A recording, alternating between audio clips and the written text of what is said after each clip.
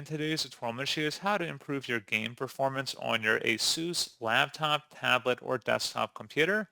So this should hopefully be a pretty straightforward process here, guys. And without further ado, let's go ahead and jump straight into it. So all I have to do is open up the search menu, type in settings, best result, come back with settings, go ahead and open that up. Select system on the left panel, and then on the right side, select display.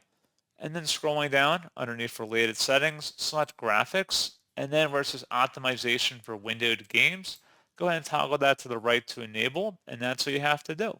So pretty straightforward process, guys, and as always, thank you for watching. I do hope that was able to help you out, and I do look forward to catching you all in the next tutorial. Goodbye.